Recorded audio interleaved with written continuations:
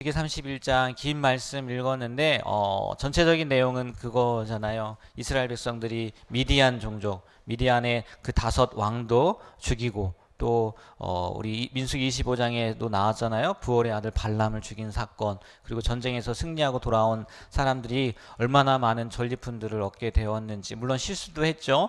여자들을 살리고 또 어린 아이들도 데리고 와서 그런 부분에서 이제 혼돈하긴 했지만, 그런 전반적인 내용이 오늘 민수기 31장의 말씀에 기록되어 있습니다. 뭐 내일 이제 말씀 보겠지만 이제 계속해서 정복 전쟁에 대한 이야기들이 기록이 되는데, 오늘 말씀을 통해서 먼저 이 생각해 봐야 될 게 뭐냐면, 6절 말씀에 보면 분명히 전쟁이란 말이에요. 미디안 그 5왕들을 죽인 싸움이었는데, 6절에 보면 누가 등장을 하죠? 6절 한번 볼까요? 모세가 각 지파에 1000명씩 싸움에 보내되 누가 나와요? 제사장 엘르아살의 아들 비느하스에게 성소의 기구와 신호 나팔을 들려서 그들과 함께 전쟁에 보내매. 비느하스는요, 군인이 아니란 말이에요. 누구예요? 제사장의 아들이라고요. 그런데 그 제사장이 이 전쟁에 참전하였다는 거, 참관이 아니죠. 참전을 했다는 거죠. 물론 민수기 10장에 보면은 그 제사장들이 앞에 나아가서 이렇게 싸워라라는 말씀이 있긴 합니다. 그런데 이 제사장이 이 전쟁에 임했다는 것은 어떤 것을 의미하느냐? 이 싸움이 단순히 영토를 정복하기 위한 전쟁이 아니라는 거죠. 그것이 목적이 아니라는 거예요. 그러니까 나중에 하나님께서도 왜 너희가 사람들을 살려뒀느냐, 다 죽여야 되는데 왜 살려느냐, 그 말씀을 하지 않습니까? 전쟁이라면 전리품을 분명히 갖고 와야 된단 말이에요. 뭐 여기 물론 동물이나 그런 것도 있겠지만 사람이라는 전리품도 있단 말이에요. 근데 하나님께서 말씀하신 것이 뭐냐면은, 이 싸움은 단순한 정복 전쟁이 아니라 우상 숭배자들을 없애고 또 하나님의 영광을 회복하기 위한 거룩한 목적이 있음을 보여주는 거다라고 설명할 수도 있다는 거죠. 근데 앞으로 나오는 모든 정복 전쟁들이 마찬가지예요. 그렇잖아요. 그냥 단순히 가나안을 정복하기 위한 전쟁이 아니라 하나님께서 이스라엘 백성들에게 뭐 한 거예요? 명령하신 거고, 하나님의 말씀에 순종하는 거잖아요. 땅을 정복하는 것 자체가 아니라는 거죠. 그 땅에 있는 우상들, 그 땅 우상 숭배하는 모든 사람들을 쫓아내는 그런 이유가 있고 목적이 있는 건데, 이스라엘 사람들이 자꾸만 그것을 까먹었다는 거죠. 그래서 뭐 오늘 처음이긴 하지만 나중에 보면 결국은 그들의 우상을 섬기게 됩니까? 섬기지 않게 돼요? 섬기게 된다는 거죠. 하나님은 그 전쟁에 앞서서, 아니 그 이전부터 이 전쟁은 거룩한 전쟁이다, 단순한 영토 정복이 아니다 라고 말씀하심에도 불구하고 이스라엘 백성들은 자꾸만 까먹는다는 거예요. 우리는 안 그랬으면 좋겠어요. 하나님이 말씀하시면 자꾸만 까먹는 것이 아니라 기억하고 기억하는 그런 삶을 살게 되길 축복합니다. 뭐 연약해서 부족한 존재라서 어쩔 수 없다고는 하지만, 그래도 계속해서 우리가 마음 가운데 새기고, 우리가 이 땅 가운데 사는 거는 그냥 육의 싸움을 사는 삶이 아니구나, 영의 싸움을 사는 거구나, 영적인 존재구나 라는 것을 늘 기억하며 살아가게 되는 우리가 되길 주님의 이름으로 축복합니다. 그리고 8절에서 보면 눈에 익은 사람이 나와요. 제가 몇 번이나 또 얘기는 하긴, 말씀하면서 나오긴 했지만, 8절 한번 다 같이 한번 읽어볼까요? 그 죽인 자 외에 미디안의 5왕을 죽였으니 레겜과 스루와 후르와 레바이며 또 브올의 아들 발람을 칼로 죽였더라. 아멘. 누가 나왔어요? 브올의 아들 발람이 나왔단 말이에요. 왜 발람이 여기서 죽었냐는 거예요. 성경의 여러 곳을 보면요, 발람은 분명하게 미디안 사람이 아니에요. 지금 미디안 정복 전쟁이지 않습니까? 미디안 사람도 아니고요, 그렇다고 해서 가까운 이웃에 있는 모압 사람도 아니에요. 이 부올은 어디 사람이냐면요, 메소포타미아 브돌 사람이에요. 우리가 예전에 아마 읽어서 기억나시는 분들도 계실 거란 말이에요. 가까이 있는 사람이 아니란 말이에요. 미디안 왕 발락이 멀리서 모압 왕이죠, 발락이 불러왔단 말이에요. 그런데 지금 발람이 어디서 죽었다고요? 미디안 싸움에서 죽었단 말이에요. 왜요? 다른 거 아니에요. 물질의 노예가 되었기 때문에 그렇다는 거예요. 기억나실런지 모르겠어요. 처음엔 안 간다고 했다가 더 많은 사람들을 보내고 더 많은 것들을 준다고 하니까 따라왔다가 하나님한테 혼나고, 그리고 그 안에서도 계속 뭐 이렇게 유혹하고 물론 안 한다고 저주하지 않고 축복은 했지만 나중에 보면은요 이 발람이요 나중이 아니죠. 지금 보니까 이 자리에서 죽었단 말이에요. 안 갔단 얘기예요. 예전에 우리 민수기 말씀 보면서요 나는 떠나겠다라고 그 말씀하면서 그 얘기 드렸어요. 이 발람은 하나님께서 보여주신 그 축복의 땅, 아니 이스라엘 백성들이 축복의 사람들이라는 것을 봤음에도 불구하고 그곳에 머물지 않고 이스라엘 사람들을 찾지 않고 그들과 함께 하려고 하지 않고 떠나려고 한다. 우리가 이 영적인 것을 봤다면 떠나지 않아야 되지 않느냐, 뭐 이런 말씀을 드렸거든요. 근데 이 사람은 떠나지 않은 것뿐만이 아니라 뭐 했어요? 노예에 머물러 있었다. 아니 그 물질의 노예가 되어서요 이 미디안 땅에 머물러 있었다는 거죠. 마치 롯처럼요. 롯은 그래도 아브라함이라는 중보자가 있어서 천사를 통해서 구원이라도 받죠. 근데 이 발람은요 구원이 아니라 죽게 되었다는 거죠. 이 말씀을 보면요 그 물질의 노예 이 말씀도 드렸지만 한편으로 보면 하나님은 공의로우신 분을 다시 한번 나타내는 것 같아요. 오래 참지만 끝까지 참지는 않으시는 분. 그러나 반대로 회개하면 어떻게 해요? 용서하시는 분. 회개하지 않으면 심판을 받게 된다는 거죠. 오늘 이 부올의 아들 발람이 그 모습이라는 거예요. 아니 떠났으면 벌써 떠났어야 되는 거 아니겠습니까? 근데 왜 여기에 머물러 있었냐는 거예요. 그래서 결국은 죽임을 당하게 되었다는 거죠. 이렇듯이요 하나님은요 분명히 자신을 알려주시고 보여주시는데도 우리가 그것을 인식하지 못하고 그것을 믿지 못하고 하나님의 뜻대로 살지 못한다면 우리도요 공의의 하나님, 정의의 하나님이기 때문에 뭐 징계 받는 것은 당연하다는 거죠. 우리가 물질의 노예가 아니라 세상의 노예가 아니라 하나님의 말씀의 노예로 살아갈 수 있는 그런 귀한 삶이 되길 축복합니다. 네, 하나님이 보여주시면 떠날 때는 떠나야 되고, 네, 피할 때는 피해야 되고, 멈출 때는 멈춰야 될 줄 믿습니다. 이 발람처럼 되지 않았으면 좋겠어요.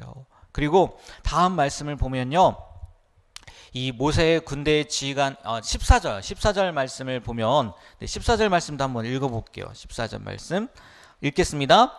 모세가 군대의 지휘관 곧 싸움에서 돌아온 천부장들과 백부장들에게 노하니라. 아멘. 왜 노했을까요? 왜요? 왜 살려뒀냐는 거예요. 이게 영적인 전쟁인데 왜 니들 생각대로 사람들을 두었냐는 거예요. 이 말씀을 보면서 뭐 자주 말씀을 드리긴 했지만 지도자가 얼마나 중요한지 다시 한번 보게 되는 말씀이에요. 만약에 여기에서 모세가 없었다면 어떻게 되었을까요?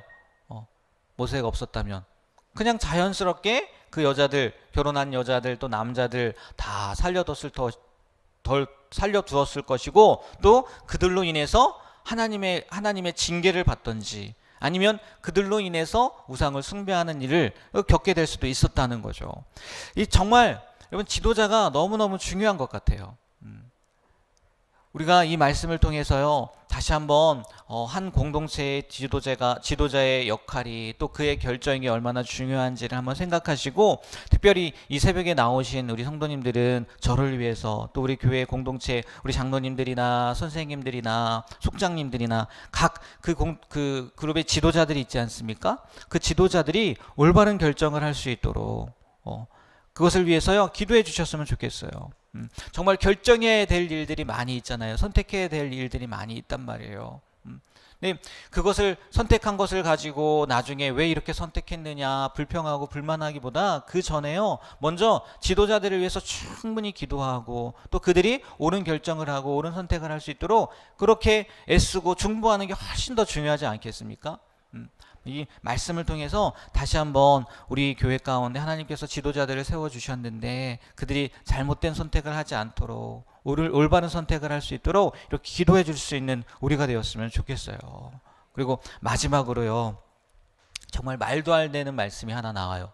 어떤 말씀이냐? 49절 말씀이에요. 49절 다 같이 한번 읽어볼까요? 모세에게 말하되 당신의 종들이 이끈 군인을 계수한즉 우리 중 한 사람도 충나지 아니하였기로. 아멘. 정말 이게 말이 됩니까? 말도 안 되는 말씀이지 않아요? 미디안 종족 중에요. 미디안 종족 중에 전쟁에 나갈 만한 인원을요, 뭐 3만 5천 명?